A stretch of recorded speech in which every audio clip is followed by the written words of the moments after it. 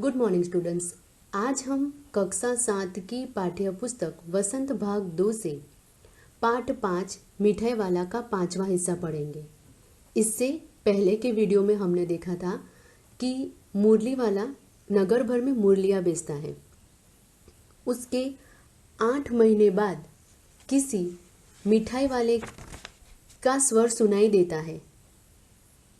तो आइए देखें हम कि भगवती प्रसाद वाजपेयी ने मिठाई वाले के बारे में और कौन कौन सी बातें हमें बताई है। मिठाई वाले का स्वर उसके लिए परिचित था। झट से रोहिणी नीचे उतर आई। उस समय उसके पति मकान में नहीं थे। हाँ, उनकी वृद्धा दादी थी। रोहिणी उनके निकट आकर बोली, दादी, चुन्नू मुन्नू के लिए मिठाई लेनी है। जरा कमरे में चलकर ठहराओ। मैं उधर कैसे जाऊं? कोई आता न हो। जरा हटकर मैं भी चीक की ओट में बैठी रहूंगी। दादी उठकर कमरे में आकर बोली, ए मिठाई वाले, इधर आना। मिठाई वाले का स्वर रोहिणी के लिए परिचित था, मतलब जाना पहचाना था। वो तुरंत नीचे उतर आई और उस समय उसके पति घर में नहीं थे। उनकी वृद्धा यानी कि बूढ़ी दादी के पास जाकर वो बोलती है कि उसे चुन्नू मुन्नू के लिए मिठाई लेनी है, इसलिए मिठाई वाले को ठहराओ।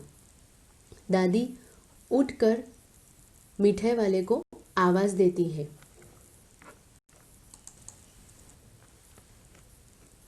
मिठाई वाला निकट आ गया। बोला, कितनी मिठाई दूँ माँ? ये नए तरह की मिठाइयाँ हैं, रंग बिरंगी, कुछ कुछ खट्टी, कुछ कुछ मीठी, जायकेदार, बड़ी देर तक मुंह में टिकती है, जल्दी नहीं घुलती। बच्चे बड़े चाव से चूसते हैं। इन गुणों के सिवा ये खांसी भी दूर करती है। कितनी दूं? चपटी गोल पहलदार गोलियां है। पैसे की 16 देता हूँ। मिठाई वाला पास आ गया और बोला, कितनी मिठाई दूँ माँ? ये नए तरह की मिठाइयाँ हैं, यानी रंग बिरंगी, कुछ खट्टी मीठी जायकेदार, बड़ी देर तक टिकती है, मतलब जल्दी घुलती नहीं है, और बच्चे बड़े चाव से बड़े मज़े से इसे चूसते हैं। इन सारे गुणों के अलावा ये खांसी भी दूर करती है। कितनी दूँ? वैसे पैसे की 16 देता हूँ।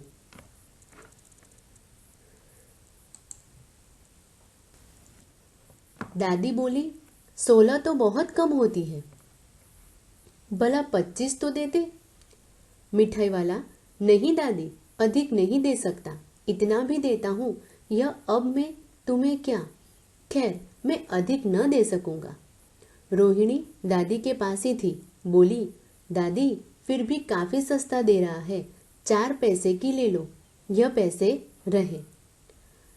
अब मिठाई वाला जब 16 देने के लिए कहता है तो दादी मिठाई वाले से कहती है कि 25 तो देते, मतलब 25 ही दे दो। तो मिठाई वाला दादी से कहता है कि नहीं, अधिक, मतलब इससे ज़्यादा मैं आपको नहीं दे सकूंगा। तभी रोहिणी कहती है कि दादी फिर भी वो काफ़ी सस्ता दे रहा है, इसलिए 4 पैसे की ले लो। मिठाई वाला मिठाइयाँ गिनने लगा। तो 4 की दे दो।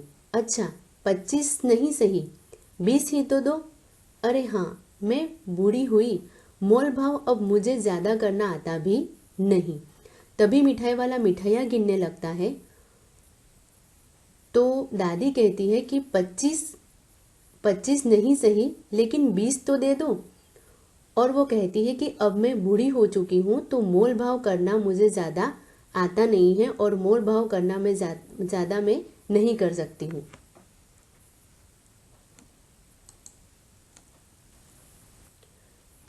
कहते हुए दादी के पोपले मुंह से जरा सी मुस्कुराहट फूट निकली। रोहिणी ने दादी से कहा, दादी, इससे पूछो, तुम इस शहर में और कभी भी आए थे या पहली बार आए हो? यहाँ के निवासी तो तुम हो नहीं।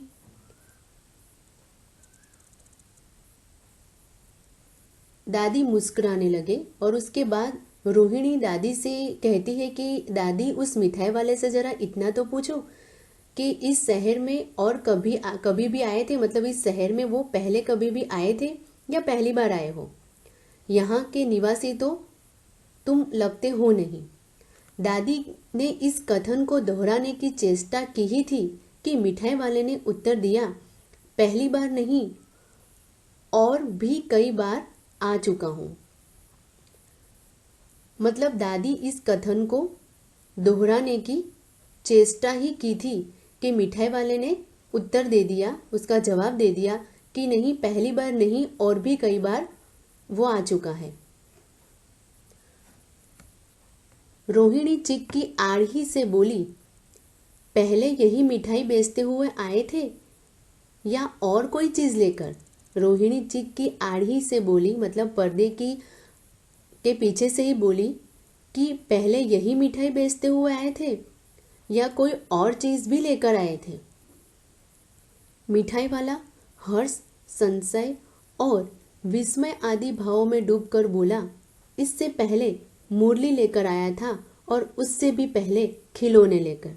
मिठाई वाला हर्ष मतलब खुश और आश्चर्य भावों में डूबकर बोला कि इससे पहले वो मुरली लेकर आया था और उससे भी पहले वो खिलौने लेकर आया था। मतलब मिठाई वाला मिठाई बेचने से पहले वो मुरली लेकर आया था और खिलौने भी लेकर आया था। तो बस बच्चों, आज हम यहाँ तक ही पढ़ेंगे। इस पाठ का आगे का हिस्सा हम नेक्स्ट वीडियो में देखेंगे। अगर इस पाठ से संबंधित आपको कोई भी डाउट हो तो आप कमेंट बॉक्स में लिख सकते हो। Thank you.